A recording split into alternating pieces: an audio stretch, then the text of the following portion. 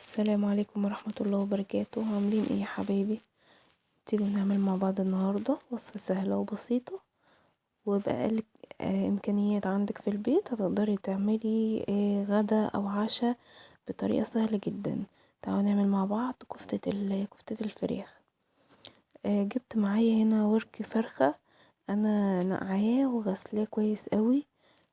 بدأت ان انا اخليه من العظم، يعني الكمية اللي ترجعلك، يعني الكمية اللي انت حباها. لو عندك عايزة تعملي ميكس ما بين الصدور وتحطي ورك تخليه وتضيفيه معاهم، هيبقى كويس. بس انا حبيت اللي متوفر عندي، يعني الورك ده، فحبيت ان انا اعمل منه الكفتة دي.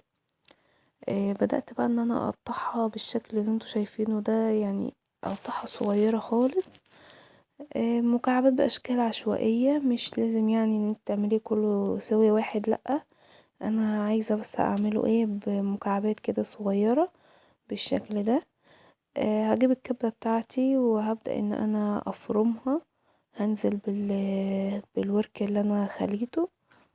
ولو انتي مش بتعرفي تخلي الوراك، ممكن تجيبيه من عند بتاع الفراخ مخلي، هيديهولك عادي. فرمته بقى انا بالشكل اللي انتوا شايفينه دوت. هبدأ ان انا اركنه على جنب، وهبدأ اجيب بقى السر بتاعي اللي هيخلي طعم الكفتة بتاعتي في حتة تانية. دي قطعة من الدهن، او اللية، لو عندك لية ضاني ضيفي قطعة كده وفرميها.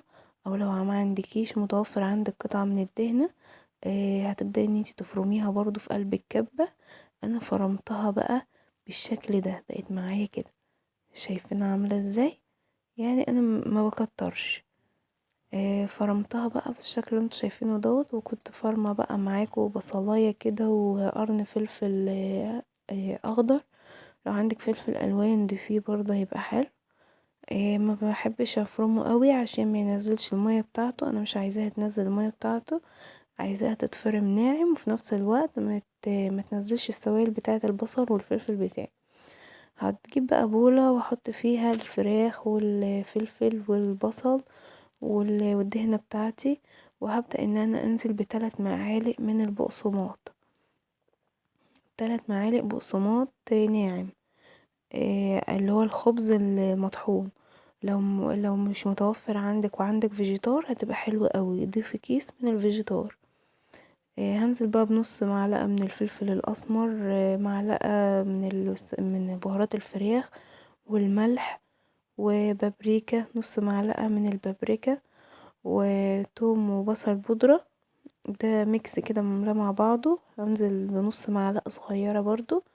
ودي بقى اللي هتديلها هتبقى خلاها هشة كده وحلوة. ربع معلقة من البيكنج باودر، بضيفها بتخلي كفتة هشة كده وجميلة. هجيب بقى عودين من البقدونس من الخضرة، وهبدأ ان انا اخد الورق بتاعهم وافرمه عليها برضو. اقطعها بالسكينة بالشكل اللي انتوا شايفينه ده كده. ومتفرموش في الكب، بايديكي كده بتدي ريحة وطعم جميل جدا الخضرة دي. هبدأ بقى اخلطهم كلهم كويس اوي مع بعض لحد ما اخليهم متجانسين مع بعض. لو وصلتي لحد هنا، قوليلي بتابعيني منين حتة، وقوليلي رأيك في الكومنتات. ولو اول مرة تشوفيني، ما تنسيش تعملي اشتراك عشان يوصلكوا اي وصفة انا بعملها. انا بقى كده خلطت كل المكونات كلها مع بعضها بالشكل دوت، والبهارات وكل حاجة. ما تكتريش ملح فيها عشان الملح بيبان فيها جدا. آه، بقت معايا كده خلاص جاهزة. هبدأ ان انا اركنها بقى على جنب عشان ابدأ ان انا اصبحها. لو عندك المسن وعايزة تعملي تصبعي عليه تمام. ما عندكيش وعايزة تعمليها، اعمليها على عيدان الشيش او معلقة، ظهر المعلقة بالشكل ده كده. نجيب معلقتين زيت وتبلي ايديكي وتاخدي قطعة من الكفتة وتصبعيها بالشكل اللي انتوا شايفينه ده. بصوا الجمال وريحتها تحفة جدا. وما تطخنيش الصباع، عشان لو كل ما تطخني الصباع بتاعك مش هتلاقيها استوت من جوه. لا، يعني ما تخليش الصباع ولا تخين ولا رقيق عشان ياخد السوا معاكي وتطلع معاكي تطلع معاكي مستوية والسوا بتاعها كويس من جوه.